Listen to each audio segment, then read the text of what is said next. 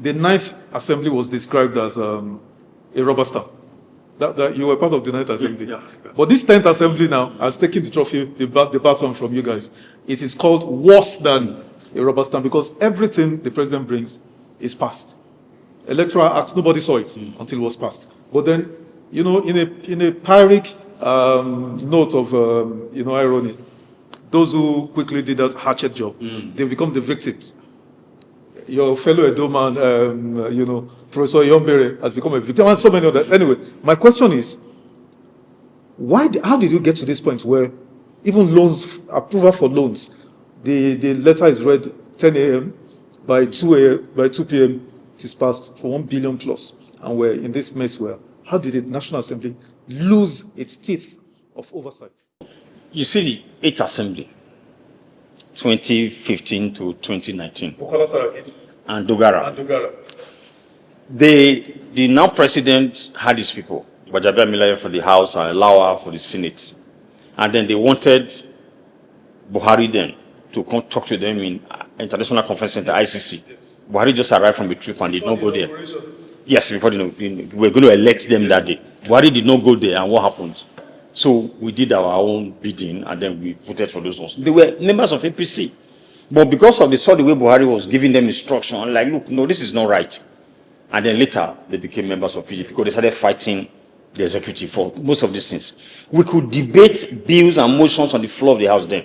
Once I was with Dogara, in his house, we were in another private sitting room in the house, when the then Abba Kyari, the then chief of staff, called him. I mean, I grew up in the north, I understand Hausa. He was no speaker, in fairness to Dogara, but I could hear them talk. So from Dogara's response that, Abba, I'm a Christian. I'm in church. You say you'll be calling me all day. What do you expect me to do? To take a call in church? But you have the number of my ADC. You could have told anybody to call my ADC to bring to my attention that you needed to talk to me. I mean, Dogara was talking back to him. What were they looking for? Buhari went for medical treatment overseas, and the time he requested for had lapsed. So they were bringing another letter to extend it, and this communication happened. Dogara said, if you are serious, bring the letter, and then I will look at it. I will look at it. That's how it used to be. In the 9th Assembly, under the cover of COVID, we were not allowed to debate on the floor of the House. And I also told some of the leadership then, if you don't allow me to talk on the floor of the House, I will go outside to television station, I will say those things. But I also said when we were rounding up 9th Assembly that if you say 9th Assembly is rubber stamp, the 10th Assembly will be rubber stamp Pro Max. I said it and I put it on Chinese television. You saw the future. Because they were handpicking those that would take over from them. And the individuals they were picking from the House, I knew they didn't have the stamina to fight back. They're going to be yes people. It was very clear. And that's what's playing out today. But, like I said, they are licking their wounds now. There are people, somebody told me how that they went to see the president, and the speaker had begged them to say, look, don't talk about your return and all that. When they got there, the speaker spoke glowingly about the House, and that he ended up by saying that the president should please try and give them automatic ticket, which he had promised. If you remember when he went to present a budget once, he now said something about 31. Then I said, no, it's whatever budget. He said, oh, okay, which means we are all coming back. And they hid, and they said the president got up and cleared his throat and said, he's a Democrat. He will not do automatic ticket. He reneged on whatever promises. And what happened to those guys? They said they were cold. The budget they claimed that they will do 30% by March. Actually, they said they did 30% of 30%. So now you don't have budget to show to your constituents. You shouldn't go back. You should be automatic.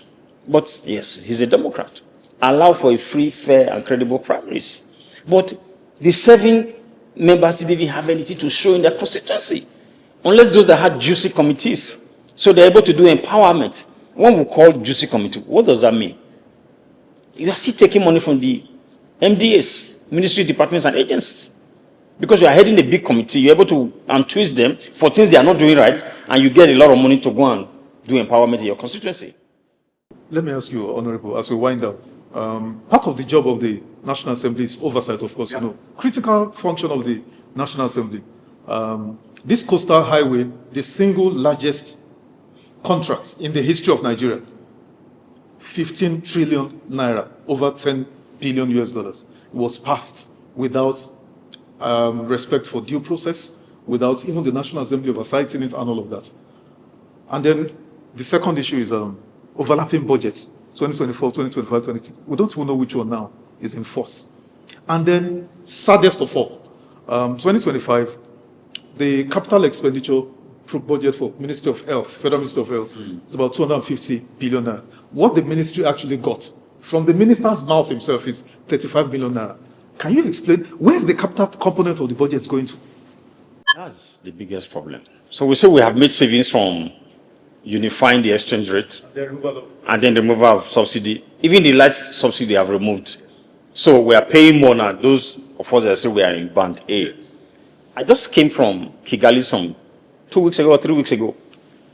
You know the topography there. You have hills, you have valley. So when it wants to rain, you have a storm. That was the time I was in Kigali once, and it was so windy, they took light. And within 30 minutes, they brought the light back. The last storm that happened in Asokoro here, for 2 days we didn't have light. And yet I'm on band A. Imagine if it's a business I'm running. How much will I spend there?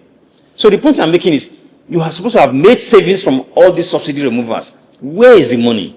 I don't know if you are following up on the scandal of the 800 billion, of the 700 billion that came from NLNG that should go into the federation account that has been single-handedly handed over to the governors to go and run the election. That's a criminal offense that there should be congressional hearing on it, and the president should have been sweating by now. But what do you expect when you put weak people there? The Senate president today was being looked for by the EFCC, or rather the EFCC were looking for him before he contested for that seat. And I remember the other he wrote or said that he was going overseas for medical treatment, and when he comes back, he will present himself to the EFCC. That never happened. He came out with the support of the president, he became the Senate president. There's no immunity in that office. So when you put people like this, what do you expect? If you don't do my bidding, the EFCC will come knocking on your door the next day. But we as a nation, we are bigger than this. We ought to get up and begin to speak directly to the system. And I don't know if you have read this book, Why Nations Fail. Yeah. Look at Sierra Leone. Look at Sierra Leone. Is that same thing? They have minerals. They talk about the extractive institutions. Those there just on top, just hold this whole thing down to themselves. You talked about the coastal road. No due diligence. People were not called to bid. We don't know how they drew up the tender documents. If you say you are single sourcing somebody, there must be the empirical data to follow to arrive at where you are giving that contract to one person. Nothing. You are quoting 15 trillion now. There will be variations. It will still go up. Why should that happen? Why is coastal road a priority? You said you inherited a dead economy. The first thing to do is to revive the economy. Fix the present highways that we have so that goods can move from state to state, move around the country. You are going to start on a journey because you want a legacy. Legacy projects should be coming when you have stabilized a man that is dead, or you have stabilized a country that is dead. Your people said you inherited a dead economy. Fix the economy first. Before you start talking about legacy projects. You haven't done that. So that's what we're talking about. When people go into expensive primaries and elections, money came from somewhere. They must pay back. They are using Coastal Road to pay back the money they spent in 2023. And they are also using it to take some money for the 2027 elections. We don't have evidence for this, and you're a lawyer, so you should know. But before I forget, this is very important. What is the single biggest threat to this democracy, as you and I sit here? It's not allowing the opposition to be opposition, to exist. And then INEC. INEC is an arm of government, right? Okay, when I say arm of government, INEC is a department in the presidency today, and that shouldn't be. It's an election management body. Why do you say this? Yeah, okay. The process that what led to the nomination of the chairman and all that. And you remember the chairman was talking about what he did to ADC? Status quo. And then the Senate president when they were, I mean, I think there was a function, the president was there and all that. He was defending the fact that the INEC chairman said, victory is sure, or whatever. There should be a congressional hearing into his, those that cleared him did not do all that background check. But there should be a congressional hearing that a man that should have been impartial made such statements in the past. Should have been both parties or all the major parties, what they call it now. I can't quite remember the word. Is it partisan or something? I mean, as in both parties. I know there's another word for it, you know. So independent, impartial, coming together to investigate where he's coming from, and if he's found wanting, recommend his removal. But the man who is the chairman of the National Assembly that should have initiated that was the one defending. For a bipartisan committee. Bipartisan, yeah, that's the word, bipartisan committee. But that's the man that is now defending the fact that it was just a harmless email. So you are even alluding to the fact that he sent it. And like people said, they set up a kangaroo internal inquiry in INEC. That should have been congressional. Then, this man, people said that his number was tied to that account, and to his account, people started paying, you're in this country, started paying 10,000 naira to the account. Where was it going to? So if he had been investigated from the financial sector and all that, that man should even be in jail by now for lying. The INEC chairman? Yes, but none of this happened. So for me, that's one of the greatest threats that you will see. We spend billions for elections. I think the last time they said was 300 and something billion. Yeah. But this is 850 something billion. The one they spent over 300 and something billion on, they said that was a glitch. Has anyone investigated? Independent investigation, not INEC telling us they have done a review, not a review, because you spend taxpayers' money. So there should have been independent investigation to what happened, and then the report will be out there, so that from the learnings, if there were genuine errors or something that happened, you can take that over to the next election. But nothing has happened. We are preparing for another election, but we don't even know the outcome of the previous one. Let me ask you, what gives you confidence about this next election, 2027? What gives you confidence that it will be free, fair, and credible? What gives you hope or confidence? I can't tell you that I believe it to be free, fair, and credible. But what I can tell you is that we will match them. Because they have shown their hands. Yeah, they have shown their hands very early. Even in the primaries they are doing within their party now, people can already see who they are, see them for who they are. And most of these things is going around the whole world. Or they have gone around the whole world. 2027 presidential, elections between, I've mentioned those possible gladiators that will square off again.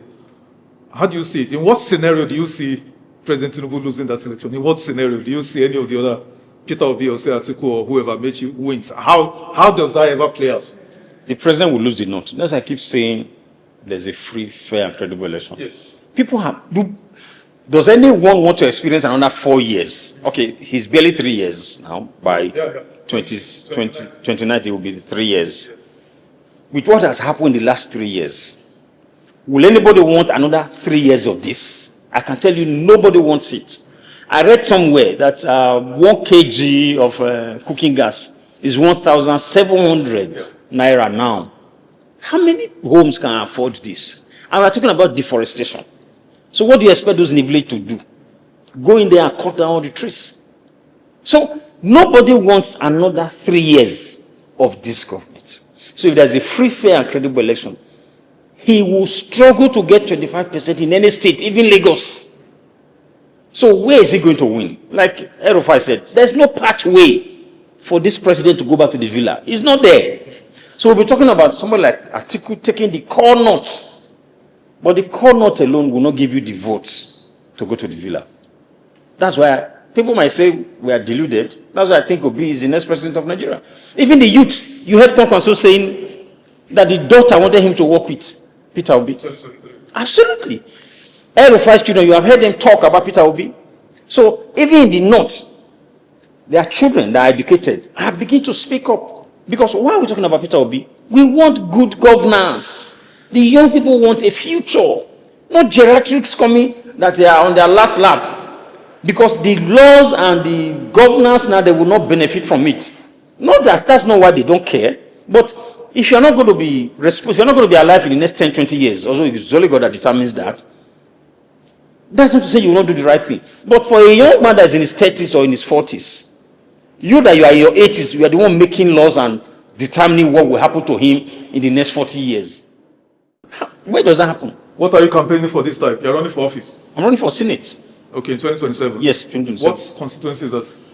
Edo Central. Okay, Edo Central. Yes. What are your chances? Under what right. party? NDC? NDC, absolutely. Wherever he goes, we go. Under the NDC. And we will be there. We will be in the Senate to make sure nobody touches Peter Obi as the president. Because if we allow idiots to go there, they will impeach him. That happened in Anambra before.